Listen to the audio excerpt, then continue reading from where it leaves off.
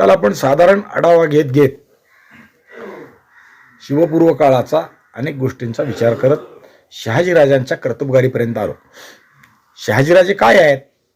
ते भातुडीच्या लढाईत शहाजीराजांची ओळख म्हणण्यापेक्षा कर्तृत्व सगळ्या महाराष्ट्रापुढं नव्हे सगळ्या भारतापुढं आलं आणि शहाजीराजांना स्वतंत्र वेगळं व्यक्तिमत्व असल्याचं लोकांना दिसलं. निजामशाहीचं रक्षण करीत असताना निजामशाहीसाठी विजापूर आणि मोगल म्हणजे दिल्ली या दोघांच्या फौजा एकत्रित चालून आलेल्या भातुडीच्या रणांगणात शहाजीराजांनी त्यांचा पराभव केला. आणि मग पुढे काय झालं? आणि मग निजामशाहीच्या दरबारात शहाजीराजांचं वजन वाढलं, मान मरातब वाढला, मोल वाढलं, उच्च पदाला गेले आणि त्यातून निजामशाहीत शहाजीराजांचा संघर्ष सुरू झाला. सुरुवातीला संघर्ष झाला मलिक अंबर बरोबरच आणि मलिक अंबर बरोबर संघर्ष झाला. तसाच शहाजीराजांचे जे चुलत भाऊ होते विठोजीराजे भोसल्यांचे चिरंजीव, ते 8 बंधू होते. त्यांना शहाजीराजांचं वर्चस्व आपल्यापेक्षा मोठे झालेलं त्यांना सोसेना आणि त्यातून भावाभावातही वितुष्ट निर्माण झालं. आणि मग त्याचा परिणाम झाला शहाजीराजे निजामशाही सोडली आणि विजापूरच्या आदिलशहाकडे गेले.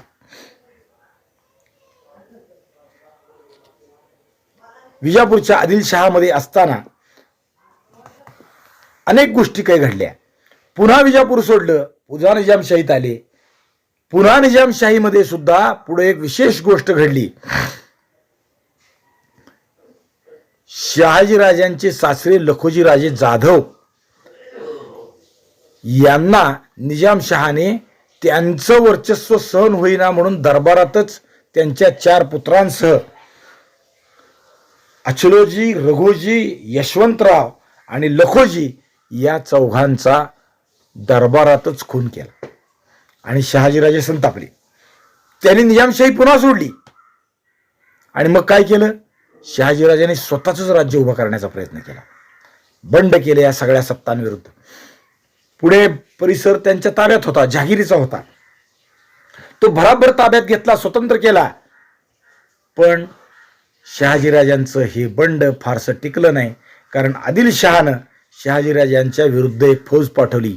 रायान या नावाचा सरदार आदिलशहानं शहाजीराजांवर पाठवला आणि त्याने सारी शहाजीराजांनी उभी केलेली स्वराज्याची पहिली ठिणगी जी होती किंवा पहिली जी अस्तित्वाची लढाई होती ती सगळी त्यांनी विझवून टाकली. पुणे त्यांनी ताब्यात घेतलं. पुण्यातले शहाजीराजांचे वाडे आणि इतर काही वास्तू धडाधड पेटवून टाकल्या. सगळं बेचिराग केलं. नव्हे पुण्याला गाढवाचा नांगर फिरवला, लोकांची कत्तल केली आणि अशा प्रकारे शहाजीराजांनी मांडलेला पहिला खेळ, पहिला डाव अयशस्वी झाला आणि निरुपायानं शहाजीराजे पुन्हा मोगलांच्या, पुन्हा तुर्कांच्या चाकरीत राहायला लागले. याच दरम्यान जिजाऊ साहेब गरवारशी होत्या. मग त्यांच्या सुरक्षेचा विचार काहीतरी केला पाहिजे. म्हणजे त्यांना बरोबर घेऊन हिंडणं सारखं बरोबर नाही. युद्धाची धावपळ आणि गरवारशी बायको बरोबर ठेवणं हे चुकीचं आहे असा विचार करून शहाजीराजांनी जिजाऊ साहेबांना कुठंतरी सुरक्षित ठेवण्याचा विचार केला आणि त्यावेळेस शिवनेरी, जुन्नरपाशी असलेल्या शिवनेरी किल्ल्यावर जिजाऊ साहेबांना त्यांनी ठेवलं. शिवनेरीवर शहाजीराजांचे पाहुणे असलेले, व्याही असलेले मातब्बर किल्लेदार होते. त्यांचं नाव विजयराव सिधोजी विश्वासराव. हे शहाजीराजांचे थोरले चिरंजीव, जिजाऊ साहेबांचे थोरले चिरंजीव, शिवाजी महाराजांचे थोरले भाऊ संभाजीराजे यांचे सासरे होते. त्यामुळं हे भरोशानं शिवाजीराजांचं नाही, संभाजीराजांचे सासरे हे भरोशानं जिजाऊ साहेबाला संरक्षण करतील, तिचं बाळंपण नीट करतील असं वाटलं आणि म्हणून शहाजीराजांनी शिवनेरी किल्ल्यावर यांना ठेवलं. आणि शहाजीराजे मोगलांची सेवा करण्यासाठी म्हणून मराठवाड्यात निघून गेले. म्हणजे निजामशाहीचं सोडलं, विजापूरकडे गेले, विजापूर सोडलं, निजामशाहीत आले, निजामशाहीत सासऱ्याला मारलं म्हणून निजामशाही सोडली, स्वतःचं राज्य उभा करायचा प्रयत्न केला, तो यशस्वी झाला म्हणून ते सोडलं आणि मोगलांची मनसा पत्करली. आणि या दरम्यान अनेक अरिष्ठातून म्हणजे शतकांच्या ह्याच्यातून ज्या गोष्टी घडतात त्यातलं एक विशिष्टपूर्ण गोष्ट घडली. चैत्र शुद्ध प्रतिपदा, शुक्ल संवत्सर, शके 1551 उजाडलं.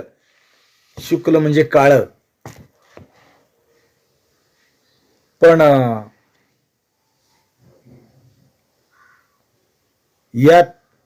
याच वर्षात उत्तरायण शिशिर ऋतूत फाल्गुन महिन्याच्या वद्य तृतीयेला शुक्रवारी रात्री शुभ लग्नावर, आता ज्याला पत्रिका गणित कळतं, ज्योतिष कळतं, त्याने ते उत्तम लग्न कोणचं आणि ग्रह उच्चीचे कोणचे नीचीचे कोणचे असा विषय असतो, म्हणजे चांगले परिणाम देतात ते. हस्त नक्षत्रात शहाजीराजे आणि जिजाऊसाहेबांच्या पोटी शिवनेरीवर मुलाचा जन्म झाला. या दिवशी इंग्लिश तारीख होती 19 फेब्रुवारी 1630. शिवनेरीवरती पुत्र जन्मला आणि म्हणून पोराचं नाव शिवाजी ठेवलं. शिवनेरीवरची देवी शिवाई, तिच्या कृपेनं पुत्र झाला म्हणून पोराचं नाव ठेवलं शिवाजी. दर्याखान रोहिल्याचा पराभव करून यावेळेस शहाजीराजे शिवनेरीवर आले आणि पुत्राचं मुख त्यांनी निहाळलं, पाहिला. आनंदानं शहाजीराजांनी आनंदोत्सव साजरा केला, मोठा दानधर्म केला. पुत्र जन्माचा उत्सव शहाजीराजांनी केला, अनेक गोष्टी दान केल्या. याच दरम्यान पुढं शहाजीराजांनी पुन्हा आदिलशाहीची नोकरी पत्करली. यात एक शहाजीराजांवर मनापासून प्रेम करणारा आदिलशहाचा एक वजीर होता, त्याचं नाव मुरार जगदेव. या मुरार जगदेवाच्या बाबतीतली शहाजीराजांची एक कर्तव्य आहे, म्हणजे कौशल्य, शहाजीराजे माहीत असावेत म्हणून सांगायचं आहे. मुरार पंडित त्याला म्हणतात. ते धार्मिक वृत्तीचे होते आणि या मुरार पंडितांनी एक गोष्ट केली. काय झालं?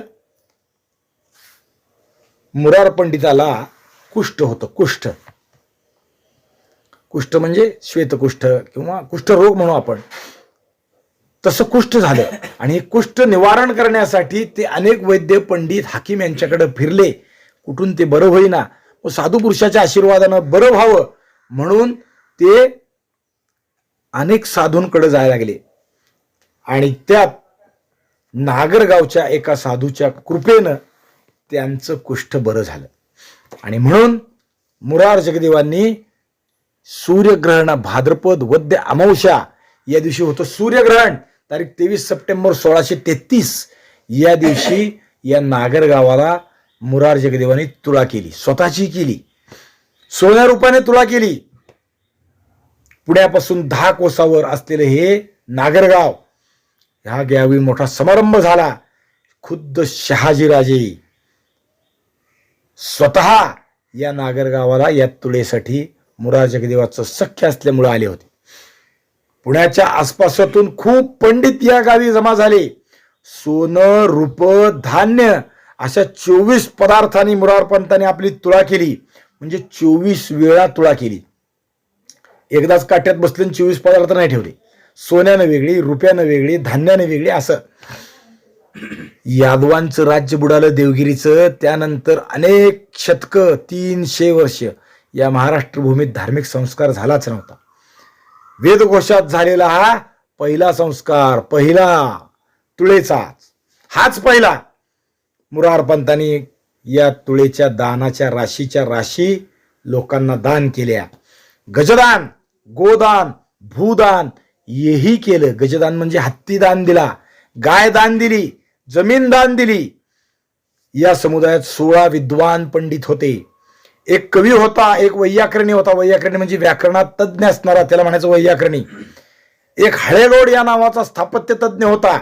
सर्वांचा सत्कार झाला आणि पंतांनी या संगमावर असलेल्या स्वामींना विनंती केली. काय केलं? की तुमच्यामुळं मला हे प्राप्त झालं, तर तुम्हाला काही द्यायची इच्छा आहे. ते म्हणले, मी काय संन्याशी, मला काही नको, काय करायचं असेल तर या महादेवाचं देऊळ पडलंय ते बांध आणि मग तो जो संगमेश्वर, 2 नद्याचा संगम, इंद्रायणी, भीमा आणि भामा या 3 नद्यांच्या संगमावरचं हे स्थान आहे. मग तिथं त्या महादेवाचं देऊळ बांधलं आणि त्याचं नाव ठेवलं संगमेश्वर. मोठा दानधर्म केला, मोठा खर्च केला. शहाजीराजांना आनंद झाला. भीमा इंद्रायणीच्या संगमावर औदार्याचा, शौर्याचा, पांडित्याचा, कलेचा, शास्त्राचा, राजकारणाचा, महत्वाकांक्षेचा एकाच पर्वणीवर एकत्र संगम झाला. सत्कार झाला. शहाण्या मराठ्याच्या हातात थोडी जरी सत्ता आली ना तरी ते कसे सत्व प्रकट करतात हे या समारंभात दिसून आलं. आणि यात मगाशी म्हणालो तसं शहाजीराजांनी एक विशेष गोष्ट केली. काय झालं? ही तुळा करीत असताना मुरार जगदेवाची इच्छा होती की हत्तीची तुळा करावी सोन्यानं. लक्षात ठेवा, सोनं आजचा भाव त्याचा भाव कमी जास्त जरी असला तरी सोनं सोनंच आहे, त्याचं मोल तेवढंच आहे. हत्तीची तुळा केली. हत्ती जोखायचा, तोही सोन्यानं. आता ही अवघड गोष्ट आहे. सोनं मिळवणं, मुरारपंत पैसेवाले आहेत, ठीक आहे, त्यांनी सोनं जमा केलं. पण मुरारपंतापुढं एवढा पंडित, विद्वान, हुशार आणि आदिलशहाचा वजीर असणारा माणूस, पण त्याच्यापुढं संशय निर्माण झाला की हत्ती कसा मोजावा, कशा काट्यात घालायचा. हत्ती काय सोपं आहे काय? एवढा मोठा काटा करणं सोपं नाही. माणूस काट्यात घालायचा म्हणलं तर आता काटा मिळत नाही. आता सगळीकडे लाईटवरचे काटे आले.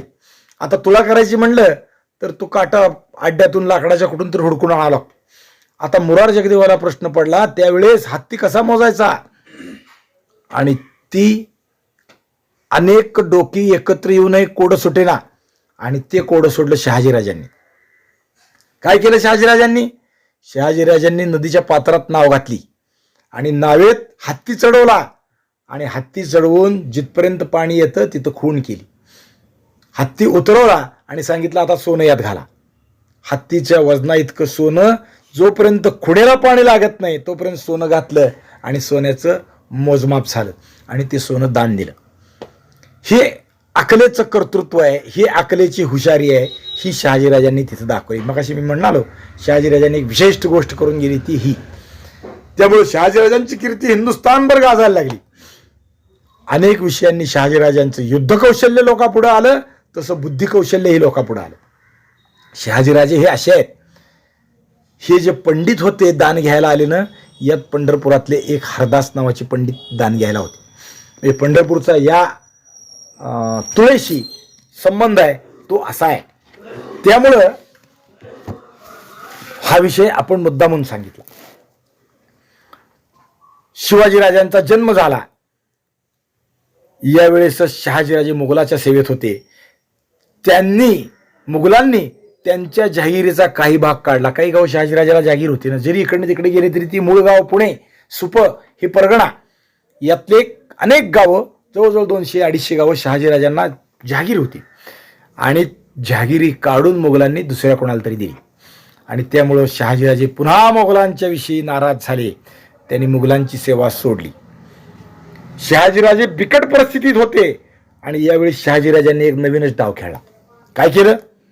यावेळी शहाजीराजांनी कुणाचीही नोकरी न पत्करता निजामशाहीत प्रवेश केला.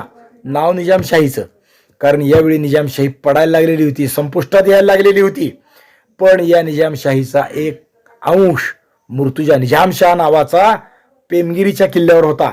शहाजीराजांनी त्याला राजा बनवलं.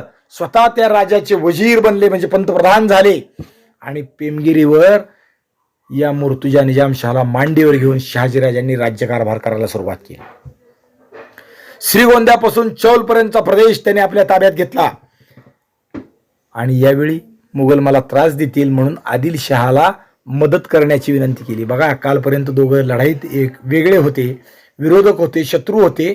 आज त्याच शहाजीराजांनी त्याच आदिलशाहीला मदतीचं आवाहन केलं आणि आदिलशहाने त्यांना मदत दिली.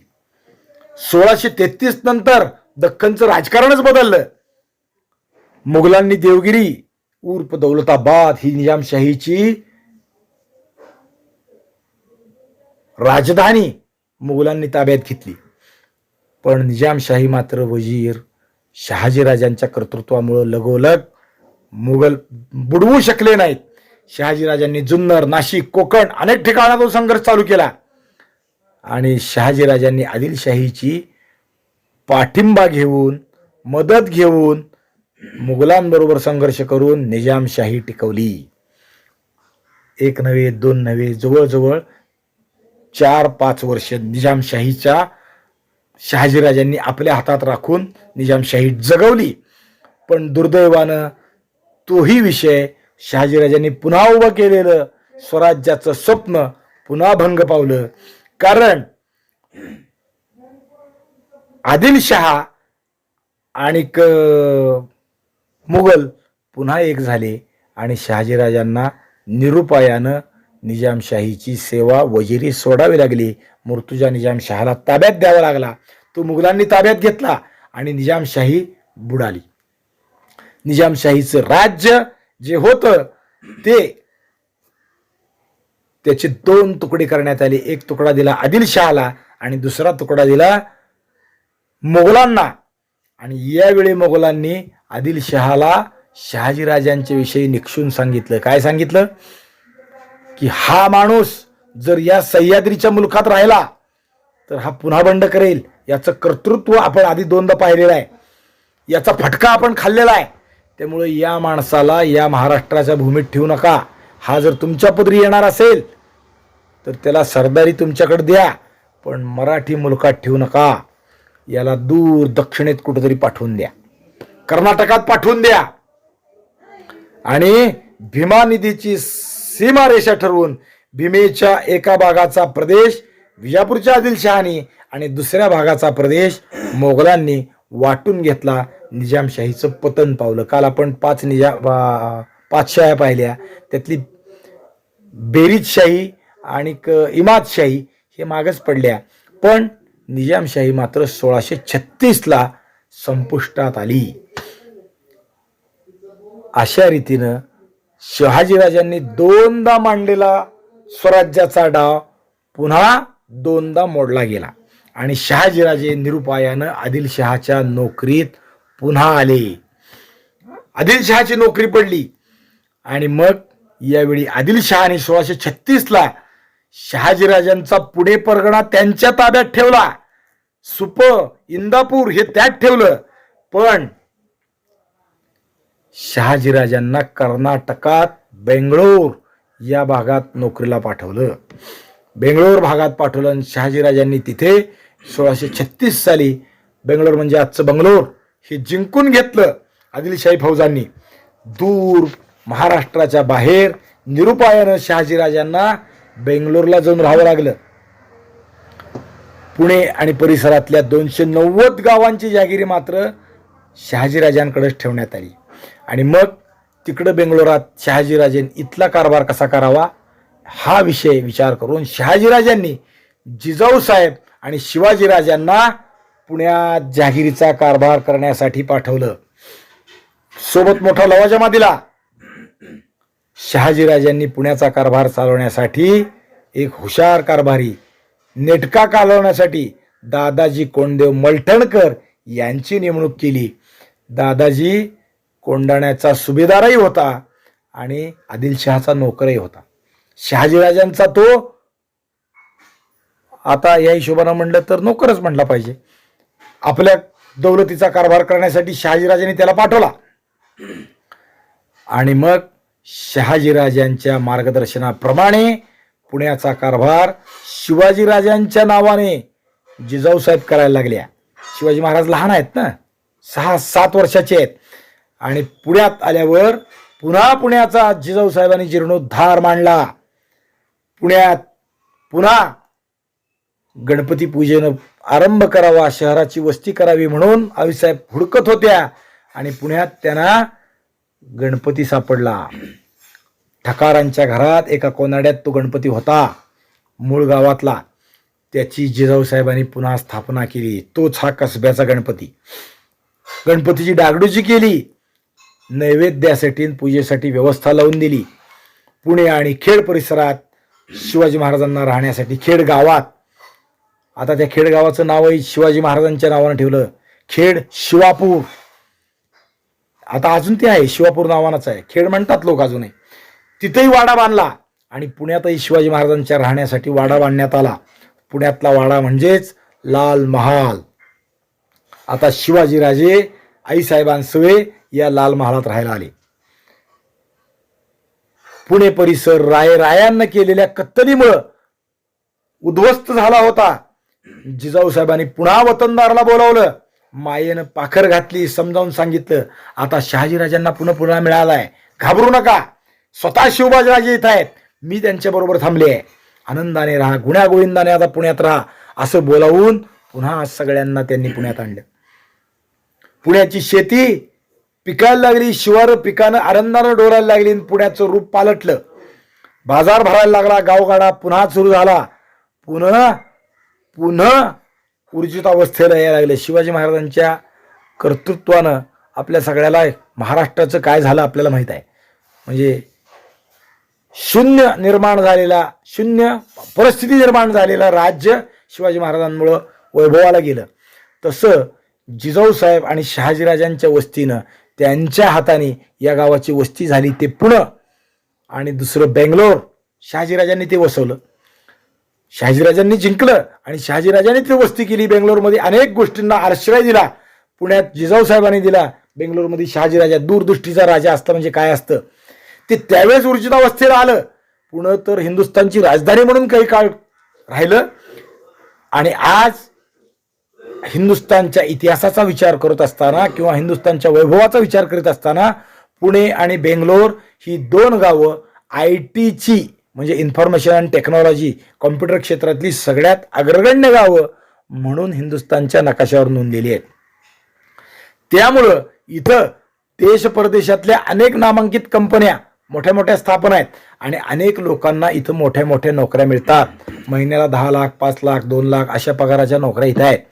म्हणजे आज हिंदुस्थानच्या इतिहासात नुसतं शहाजीराजांचा स्पर्श झाल्यानं, जिजाऊ साहेबांचा स्पर्श झाल्यानं उद्धरून गेलेली दोन गावं हिंदुस्थानच्या इतिहासात आज नाव कमावत आहेत. म्हणजे बाकीच्या महाराष्ट्राने शिवाजी महाराजांच्या स्पर्शाने किती केलं पाहिजे, करतोय ते महाराष्ट्र, तो विषय महत्वाचा आहे. पुन्हा ऊर्जित अवस्थेला यायला सुरुवात झाली.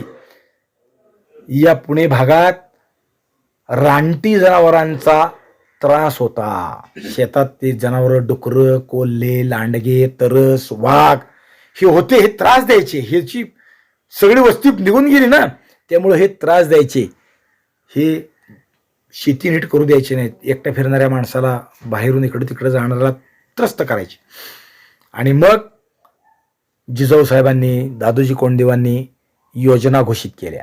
जो कोणी कर्तबगार असेल त्यानं जर रानटी जनावर मारलं तर त्याची शेपटी पुण्यात सरकारात आणून द्यावी आणि मग बक्षीस घेऊन जावं.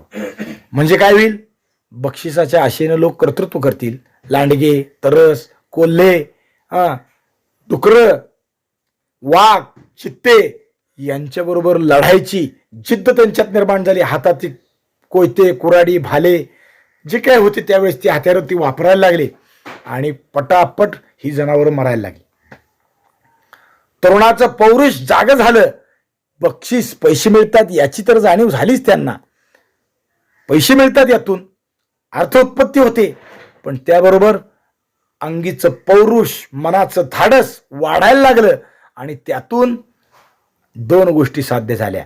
लष्करी जवान निर्माण व्हायला लागले पौरुष वाढल्यानं, आणि पैसे मिळायला लागल्यामुळं लोक ते काम करायला लागले आणि रानटी जनावरांचा त्रास संपून इथं माणसाची सत्ता, हळूहळू शेती, हे सगळं व्हायला लागलं.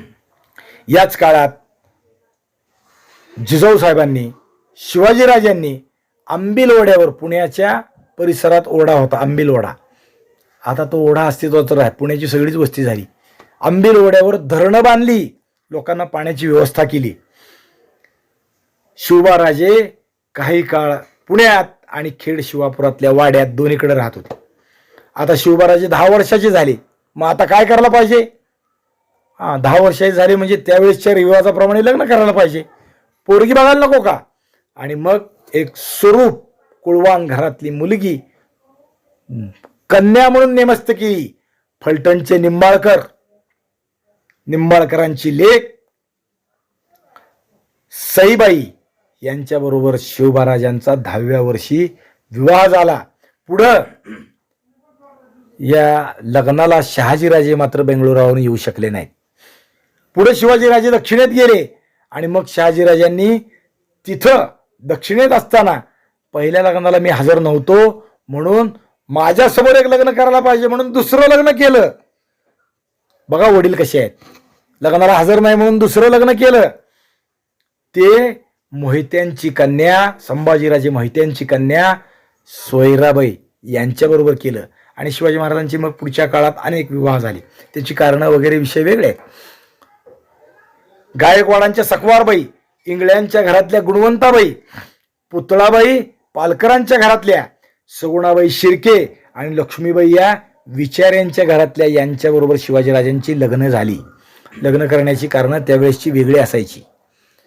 म्हणजे 8 लग्न 9 लग्न हा भाग त्यावेळेस रूढ होता. आजच्या परिभाषेत आपण एकच लग्न हा भाग आहे, एक पत्नी व्रत.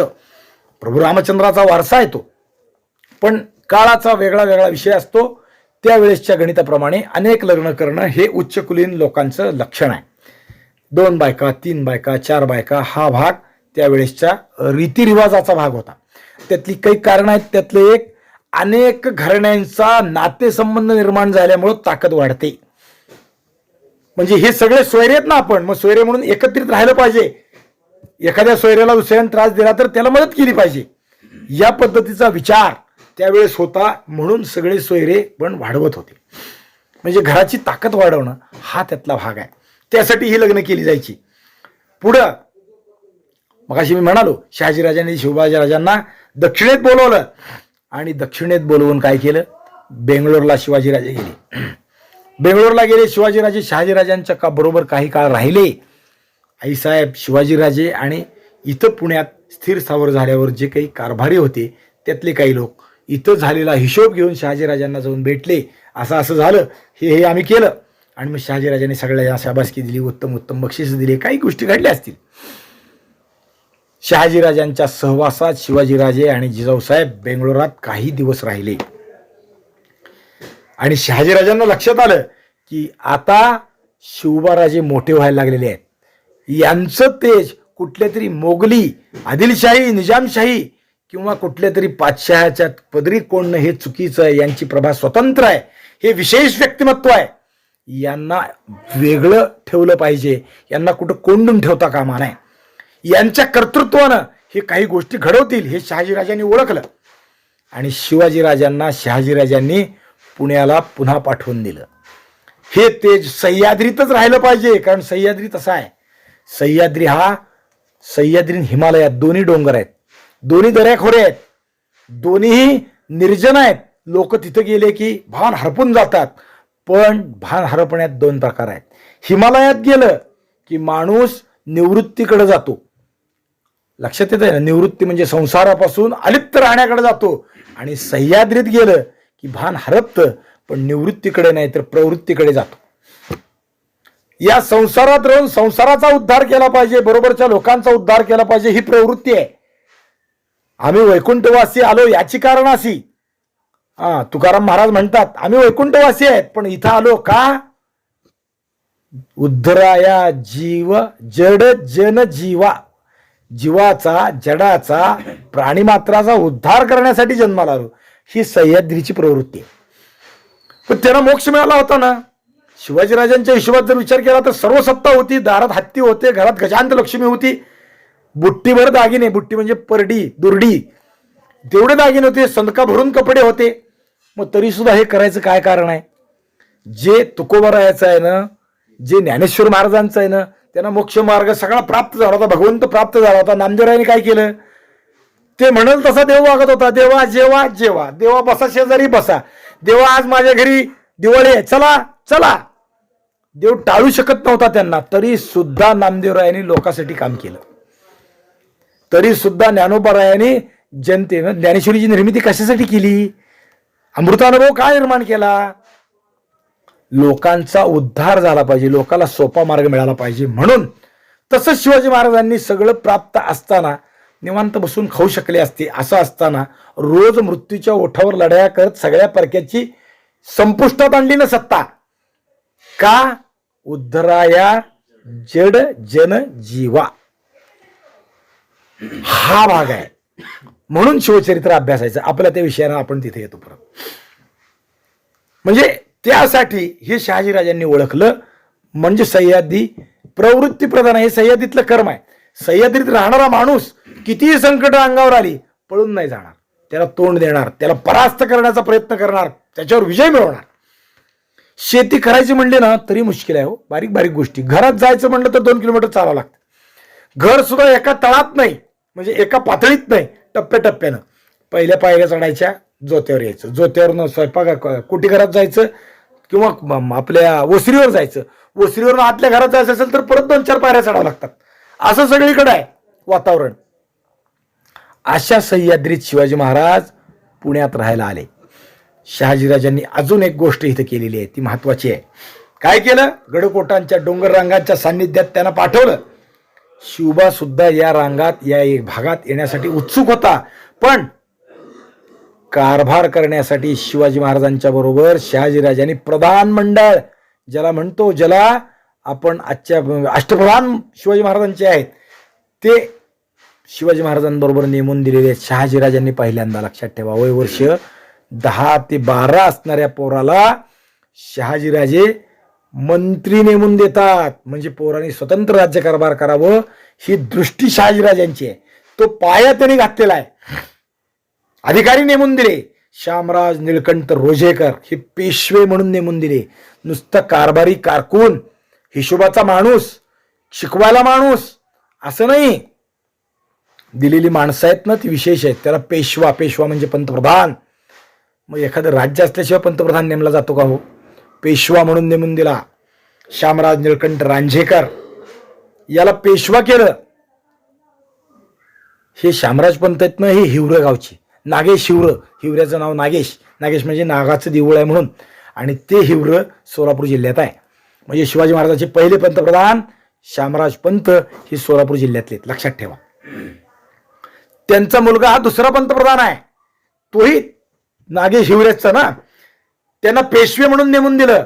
बाळकृष्ण पंत हणमंते यांना मुजुमदार म्हणून नेमून दिलं. मुजुम म्हणजे मुलकी कारभार करणारा. आज ज्याला रेव्हेन्यू आपण म्हणतो, महसुलाचा कारभार करणार आहे, ते मुजुमदार बाळकृष्ण पंत हणमंते यांना दिलं. सोनो विश्वनाथ यांना डबीर म्हणून पाठवलं. डबीर म्हणजे परराष्ट्र मंत्री आज ज्याला म्हणतो. या देशाचा त्या देशाची व्यवहार करणारा जो वकील असतो त्याला म्हणायचं डबीर. म्हणजे शहाजीराजांची दृष्टी पहा, शिवाजीराजांना काय करायचं आपल्या पोराला हे शहाजीराजांना माहीत होतं. आपल्या पोराने काय केलं पाहिजे त्याचं मार्गदर्शन होतं. नाहीतर आजच्या बापाला काय वाटतं, माझा पोरगा डॉक्टर व्हावा, इंजिनियर व्हावा, संपलं, पुढं काही नाही. नेता व्हावा वाटतं फक्त, नगरसेवक किंवा आमदारापर्यंत, पुढे त्याला काही आशा नसते. स्वतंत्र राज्यकारभार करावा आणि जनतेला सुख द्यावं असं आजच्या एकाही बापाला वाटत नाही. माझ्या पोरानं धर्मकार्यात जावं आणि जनतेला धर्मशिक्षण द्यावं, कीर्तन प्रवचन करून प्रबोधन करावं, मोक्ष मार्गाला लावावं असं एकाही बापाला वाटत नाही.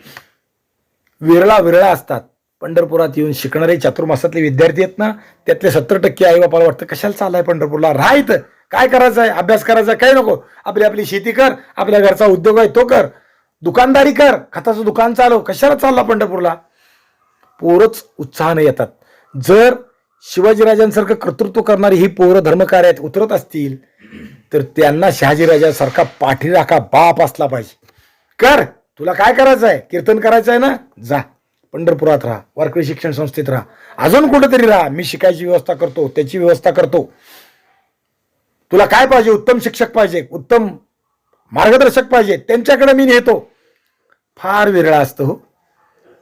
सापेक्ष बाप मिळणं आणि सापेक्ष पुत्र मिळणं दोन्ही गोष्टी अवघड आहेत. बापाचं स्वप्न पूर्ण करणारा पुत्र म्हणजे शिवाजी महाराज, आणि आपल्या इच्छित असलेलं पोराच्या मुखातून किंवा पोराच्या हातून पाहणारा बाप म्हणजे शहाजीराजे आहेत. आणि बापलेकाची जोडी जर अशी असेल ना तर उन्नती होते. काय होतं ते आपण महाराष्ट्रात पाहिलेलं आहे, अनेक ठिकाणी ते पाहिलेलं आहे. शहाजीराजांनी पेशवा दिला, मुजुमदार दिला, डबीर दिला, रघुनाथ बल्लाळ आत्रे यांना सबनीस म्हणून पाठवलं, बाळाजी हरी याला मजानीस म्हणून पाठवलं, नरहर बल्लाळ याला बक्षी केलं. बघा, सगळी पदं राजकीय आहे. बक्षी म्हणजे दिवाणची, काही घोडे, हत्ती, पायदळ, पिढीजात आणि विश्वासू लोक दिले. अमात्य, अध्यापक, बिरुदे म्हणजे काही शिवाजीराजांना बिरुद दिले. राजे, शिवबा राजे. उंची ध्वज, जो भोसले कुळाचा ध्वज आहे ना, तो ध्वज शिवाजीराजाच्या हातात दिला. म्हणजे काय, आता ही परंपरा तुम्हाला चालवायची आहे, ही घ्या. विपुल द्रव्य दिलं. आणि ही सगळी जबाबदारी पार पाडण्यासाठी जसं पायदळ दिलं, सैनिक दिले, तसं विश्वासू सेवक दिले. म्हणजे मुलकी कारभार करणारे लोक दिले आणि लष्करी कारभार करणारे लोक दिले. शहाजीराजांनी त्यांना पुण्याला पाठवलं आणि शिवबाराजांची जडणघडण वेगळ्या अर्थानं घडायला सुरुवात झाली. 1642च्या सुमारास शिवबाराजे पुन्हा पुण्यात आले. यावेळी ते अवघ्या 12 वर्षाचे होते. आता त्यांच्याबरोबर विश्वासाची जाणती मंडळी होती, जादाचे अधिकारी होते आणि मार्गदर्शनाला स्वतः आई साहेब होत्या. त्या कशा होत्या? त्यांचे डोहाळे पाहिले म्हणजे ते कळतं आपल्याला. त्यांचं कर्तृत्व तर माहीतच आहे, पण डोहाळ्यातून कळतं. आजच्या काळातले डोहाळे कसे लागतात? माती खायचे लागतात, कोळसा उघडायचे लागतात. माता भगिनींना काय चायनीज खाऊ वाटतं, बरोबर आहे की नाही? जिजाऊ साहेबांची डोहाळे तसे नाहीत. त्यांना काय छत्र डोक्यावर धरून घ्यावं वाटा लागलं. शिवबा पोटात असताना वाघावर बसायला लागलं, सिंहासनावर बसावं, वारे घालावे, चौऱ्या ढाळाव्यात, घोड्यावर बसावं, हत्तीची स्वारी करावी, असं वाटायला लागलं. जिजाऊ साहेबांचा स्वभाव आहे तो असा आहे. दान करावीत, लोकांच्या मदतीला जावं, असं त्यांना वाटायला लागलं. हे त्यांचं चरित्र आहे, हे त्यांचा स्वभाव आहे, हे त्यांचं कर्तृत्व आहे. केवळ डोहाळ्यातून ते आपल्याला व्यक्त केलेलं आहे. आता अशा जिजाऊ साहेबांकडून मार्गदर्शन घेऊन शिवाजीराजे मोठे व्हायला लागले. शिवाजीराजांच्या मनात श्रद्धा होती, धर्म होता, संस्कृती होता, सगळ्याबद्दल आदर होता आणि निष्ठाही निर्माण झाल्या होत्या. आऊसाहेब त्यांना बसल्यावर रोज नित्याचरणाच्या शिवाजी महाराजांच्या, म्हणजे आपण आजच्या परिभाषेत जरी म्हणलं, ज्याला दिनक्रम म्हणतो तसा, पहाटे लवकर उठावं, व्यायाम करावा, कुस्ती व्यायाम करावा, मग खोटं मर्दानी खेळ, ज्याला ढाल, तलवार, पट्टा, घोडा, हे सगळं चालवण्याला शिकावं, मग संस्कृत शिकावं, मग काही लिहिण्या वाचण्याचं शिकावं, हत्ती चालवायला शिकावा, घोडा चालवायला शिकावा, अनेक गोष्टी, अनेक विषय. मग कुठं रत्नाची पारख असेल, कुठं अश्वाची पारख असेल, खरेदी करायचा असतो, मग तलवारीची पारख असेल ते शिकावं, गुप्तवार्ता कशा कराव्यात ते शिका, अनेक गोष्टी शिकले ना शिवाजी महाराज. हे सगळं त्यांच्या त्या लहानपणाच्या शिक्षणाच्या काळाच्या त्या गोष्टी ते शिकत राहिले. बरोबर जिजाऊ साहेबांनी धार्मिक संस्कार त्यांच्यावर केले. शिवाजीराजांना काय शिकवलं? महाभारत शिकवलं. शिवाजीराजांना रामायण शिकवलं. प्रत्येक गोष्ट वेगळ्या वेगळ्या पद्धतीने विचार करण्याची शक्ती त्यांना दिली. रामायणातल्या कथा पाहिल्या, ऐकल्या, पुराणिकाकडून ऐकल्या, जिजाऊ साहेबांकडून ऐकल्या, महाभारतातल्या कथा ऐकल्या. शिवाजीराजांनी ते सारं केलं.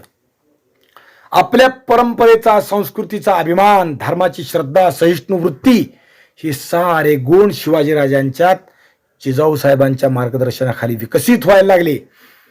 आणि मग शिवाजीराजांनी जंगल, दर्याखोरे पाहायला आरंभ केला. सगळीकडे ते फिरायला लागले.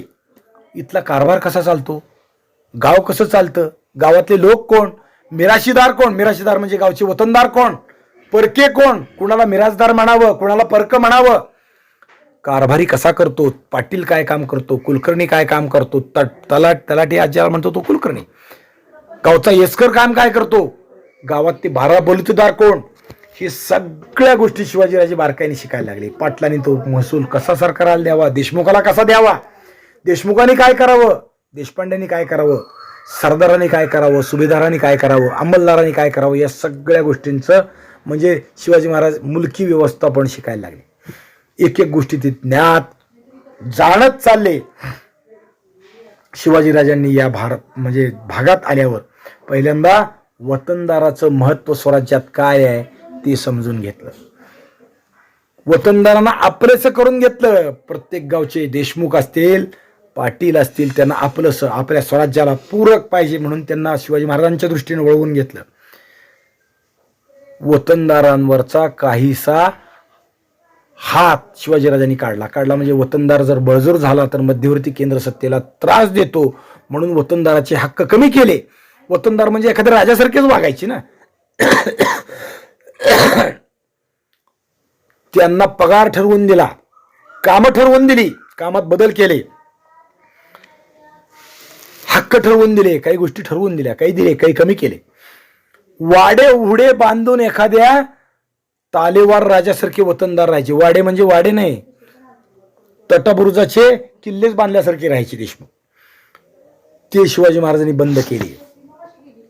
संकटकाळी युद्धाला उभे राहतील या वाड्यातून तटाकोटातून म्हणून शिवाजीराजांनी अशी वाडे पाडली. वतनदारात अंतस्तात भांडणं होते. खोपडे विरुद्ध जेधे, जेधे विरुद्ध बांदल, बांदल विरुद्ध शिळीमकर, हे देशमुखाची घराणे आहेत. 12 मावळं जी होती ना पुण्याच्या परिसरात, ती प्रत्येक मावळात एक देशमुख एक मावळ चालवायचा. पण ह्यांची देशमुखीसाठी, गावाची वाढ होण्यासाठी, या गावचं देशमुखी त्या गावची देशमुखी मिळावी यासाठी भयंकर भांडणं होती. अत्यंत कत्तलीच्या कत्तली, कुटुंबाच्या कुटुंब कापून काढली जात होती. लग्नाला बोलवायचं आणि लग्नाला आलेल्या कुटुंबाला लग्नाच्या डाका गोंधळ जागरण असतं का नाही, त्यातच कापून काढायचं दुसऱ्या देशमुखाला, आणि त्याची देशमुखी आपण खायची. एखादं देशमुखाचं कुटुंब लग्नाला दुसऱ्या गावाला चाललं की तिसऱ्या देशमुखानं त्याच्यावर रस्त्यात धाड घालायची, सगळं वराड कापून काढायचं आणि ती देशमुखी आपण मिळवायची. अशी आपसात भयंकर भांडणं होती. ही सगळी भांडणं शिवाजीराजांनी मिटवायचा आरंभ केला. एक एक एक एक देशमुखाला जवळ घेतलं, दुसऱ्याची भांडणं मिटवली, अनेक गोष्टी केल्या. दादाजी कोंढदेवांच्या देखरेखीखाली शिवाजीराजे कारभार करायला लागले. दादाजी हे खाजगीकडचे भोसल्यांचे नोकर होते, तरी ते आदिलशाहचे किल्लेदार, कोंढाणा किल्ल्याचे सुभेदार होते, तरी ते भोसल्याशी एकनिष्ठ होते. या मोहम्मद आदिलशाह आणि शहाजीराजात 1644 मध्ये वितुष्ट निर्माण झालं. विजापूरचा दरबार शहाजीराजांनी सोडला. याच वेळी कोंढाणा काबीज करण्यासाठी आणि दादोजी कोंडदेवांना राजाला मदत करतो म्हणून त्यांच्या पारिपत्यासाठी आदिलशहाने एक छोटीशी फौज पाठवली. आदिलशहाचं फरमानच त्याबद्दल उपलब्ध आहे. खंडोजी आणि बाजी घोरपडे या दोघांना त्यांनी शहाजीराजे आणि दादोजी कोंडदेवावर पाठवलं, पण दुर्दैवानं ते त्यात विजयी होऊ शकले नाहीत. शहाजीराजे आणि दादोजी यात विजयी झाले. दादोजींचा आणि शहाजीराजांचा बंदोबस्त त्या घोरपड्यांना करता आला नाही. आणि मग शहाजीराजे अनेक गोष्टी शिकत असताना त्यांच्या लक्षात यायला लागलं की यासाठी काही गोष्टी आवश्यक आहेत. काय तर किल्ले मिळवणं, आपल्याला आता ते आपल्या ताब्यात घेता आली पाहिजेत. त्याचा विचार शिवाजीराजे करायला लागले. दऱ्याखोऱ्यात फिरत असताना अनेक गोष्टी शिवाजीराजे पाहत होते की कोणची दरीखोरी कशी वाहतात, कशी जातात, नदी कुठून जाते, कुणीकडे जाते, तिचा पाण्याचा प्रवाह कसा आहे, तो पावसात किती असतो, कसा असतो, नद्या पार कशा कराव्यात, कुठल्या किल्ल्यावरची बसचीबंदी कमी आहे, कुठल्या किल्ल्यावर जास्त आहे, कुठल्या किल्ल्याची व्यवस्था कशी आहे. आणि त्यांनी एक बरोबर नेमका किल्ला हुडकला, शोधला. किल्ले प्रचंडगड उर्फ तोरणा. या तोरण्यावर किल्लेदार लक्ष नव्हतं, तो बाहेरच राहायचा. किल्ला नुसता बेवसाऊ पडला होता. 10-5 लोक वर ठेवले होते आणि बाकी काहीच नव्हतं. 10-5 म्हणजे कमीत कमी 100 असतील, पण कमी होते. आणि शिवाजीराजांनी ते हेरलं आणि एके दिवशी किल्ल्यावर जाऊन किल्ला भराभर आपल्या ताब्यात घेतला. आणि मग काय केलं, किल्ल्याच्या बांधकामाला प्रारंभ केला. तटबंदी पडली आहे, ढासळली आहे, ती पुन्हा बांधायला सुरुवात केली. आणि शिवाजी महाराजांना किल्ल्याच्या बांधकामात सोनं सापडलं, सोन्याचे हंडे सापडले. शुभशकून झाला ना, चांगली गोष्ट आहे सोनं सापडणं. हे तोरणा किल्ल्यावर किल्ल्याचं नाव ठेवलं प्रचंडगड. शिवाजी महाराजांनी ठेवलेलं नाव आहे तोरणा उर्फ प्रचंडगड असं म्हणतो आपण आज. तोरण्यावर पहिल्यांदा धनलाभ झाला. शिवाजी महाराजांनी तोरण्याचं बांधकाम आरंभलं आणि देवाने त्याला उजवा कौल दिला. शिवाजी महाराजांना सोनं सापडलं. शेजारी दुसरा डोंगर होता, त्याला म्हणायचं मुरुमदेवाचा. मुरुम म्हणजे ब्रह्मदेवानं तिथं तपश्चर्या केली असं म्हणतात. ब्रह्मदेवाचा आपल्या परिभाषेत झाला ब्रह्मदेव. ब्रह्मदेव त्याचा मुरुमदेव झाला. तिथं गुहा आहे, अजूनही आहे, ब्रह्मदेवाची गुहा म्हणतात तिला. हा बेवसाव असलेला डोंगर शिवाजी महाराजांनी आपल्या ताब्यात घेतला आणि तोरण्यावर सापडलेलं धन तोरण्याच्या तटबंदीबरोबरच या किल्ल्याच्याही तटबंदीला लावलं. हा पडका डोंगर होता, पण या डोंगराचा शिवाजीराजांनी किल्ला केला. किल्ल्याचं 3 तटबंदी आणि मध्यवर्ती बाले किल्ला असं बांधकाम केलं. हाच तो शिवाजी महाराजांचा राजधानीचा पहिला किल्ला, किल्ले राजगड. आपण मागं एक सहल राजगडावर झाली आहे, एकदा रायगडावर झाली आहे, एकदा सिंधुदुर्गावर झाली आहे. अनेक ठिकाणी सहली झाल्या आहेत. शिवाजी महाराज खूप ठिकाणी आलेले आहेत, बरोबर आहे ना. विजयनगर झाली आहे. बघू यंदा कुठं करायची, हा पुढचा विषय आहे. विद्यार्थी कसं म्हणतील तसं बघू. आणि 2 किल्ले शिवाजी महाराजांनी स्वराज्यात सामील केले. पहिले 2, पहिला तोरणा आणि दुसरा राजगड. पुढे काय काय झालं आपण उद्या पाहू. पुंडलिक वरदेव हरी विठ्ठल श्री ज्ञानदेव तुकाराम ज्ञानेश्वर महाराज की जय. जगद्गुरु तुकाराम महाराज.